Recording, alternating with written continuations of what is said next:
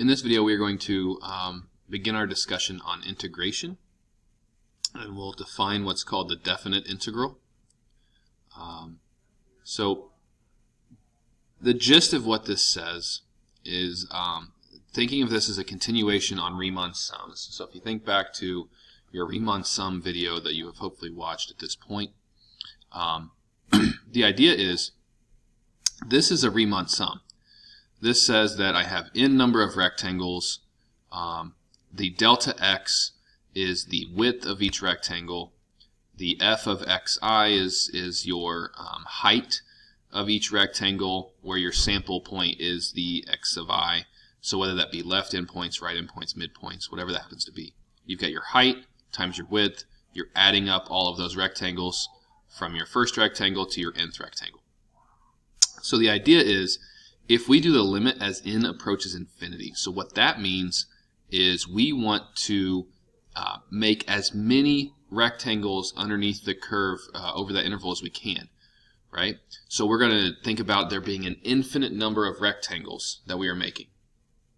Now obviously that would take a long time to add up all of those areas if we had an infinite number of rectangles. So we have what is called the definite integral, and that is equal to that limit.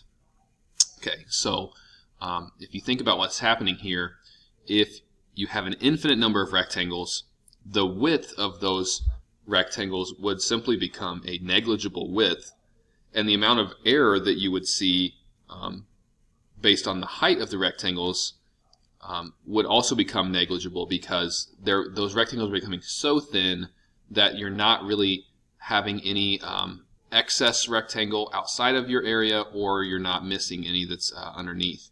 Okay, and so we actually get the precise area under the curve by evaluating the definite integral. And so the way you say this is the integral from a to b of f of x dx. So your function is f of x. Dx is telling us that it's that negligible width. It's our change in x. It's also just telling us that our variable for integration here is x.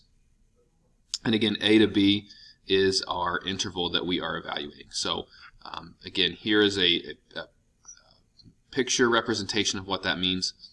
Integral from a to b of f of x dx is just saying the area under the curve of f of x from x equals a to x equals b. And that's what we're going to be finding whenever we are evaluating integrals. So the first thing that you're going to want it to do is practice taking Riemann sums and rewriting those as definite integrals. So here we have a Riemann sum. It's saying we've got this function where our sample points are evaluated, and then we've got our width, and we're doing limit as n approaches infinity. So this is a Riemann sum, and what I'm going to do is rewrite this as a definite integral over the interval from 0 to pi. So I'm going to do that is I'm going to draw our integral sign, and we are going to go from 0 to pi, and then we just have to do f of x dx. So our function is this, but I don't need to put the base I here. Those are those sample points being evaluated in our function, so I can just go back to x. So our function is simply just x cubed plus x sine x. And then you simply replace the delta x with dx, and this would be the definite integral that if we evaluate it will give us the answer to this Riemann sum. Okay, so we're not evaluating these yet. We're just kind of writing them, setting them up. In a later video I'll talk about how we evaluate a definite integral. Okay.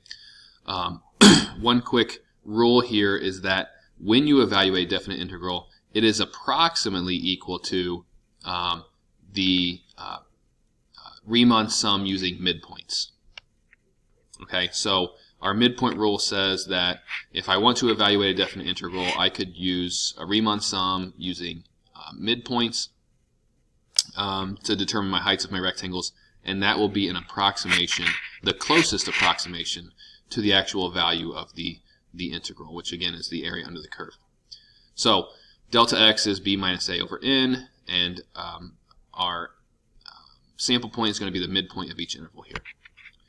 So we're going to use the midpoint rule to evaluate this integral. So this integral is from 1 to 2. Our function is 1 over x.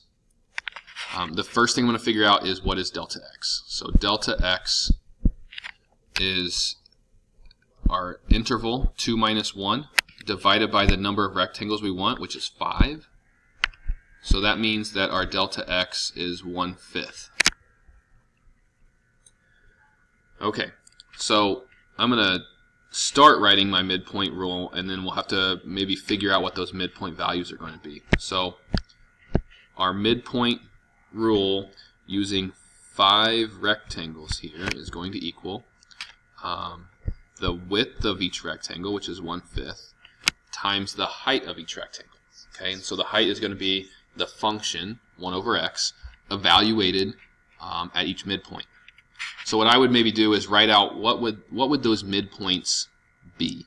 If I have a width of 1/5, we're going from 1 to 2. So my interval would go from 1 to 1.2 to 1.4 to 1.6 to 1.8 to 2. Right? That if I split that up, that gives me 5 intervals with width 1/5. Right? 5 equal rectangles. Their width is 1/5. 1 to 1.2. So 0.2 is a fifth. Right?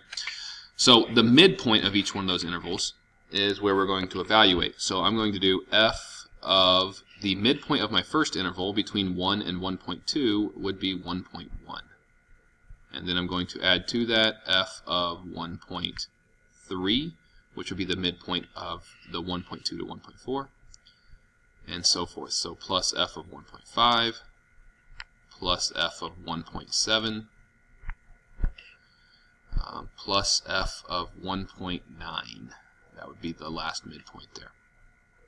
And we could evaluate that. I've already done so in Desmos.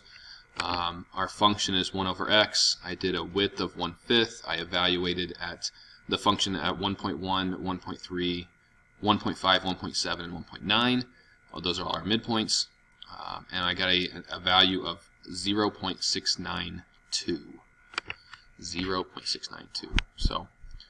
So what that tells us is that the approximate value of this integral was found using the midpoint rule with 5 rectangles, and I got 0.692. Now, obviously, if I use more rectangles, this estimate would get even closer and closer to the actual value of that integral. Okay, so keep that in mind.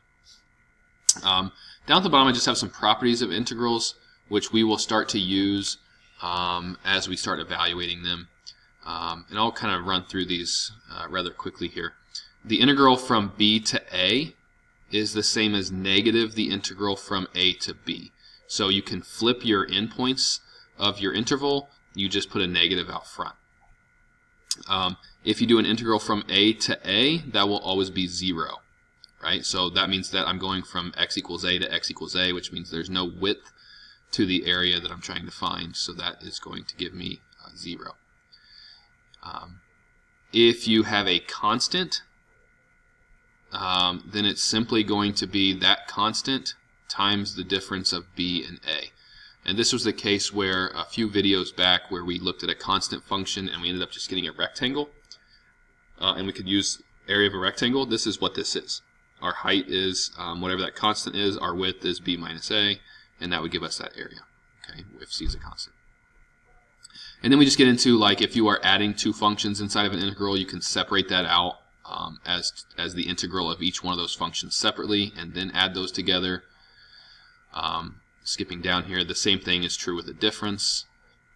A constant, you can always bring the constant out front of the integral, and then evaluate the integral, and then multiply by the constant. And this last one says that the integral from a to c plus the integral from c to b of the same function is equal to the integral from a to b. And here's kind of a visual representation of that rule. So if I do this integral from a to c, and the integral from c to b, and I add those together, that's the same as the integral from a to b, which should make sense there. Okay, so we'll start to use these properties when we start evaluating integrals, but I just wanted to run through those properties so you see those, and stay tuned for the next video as we will start to evaluate these.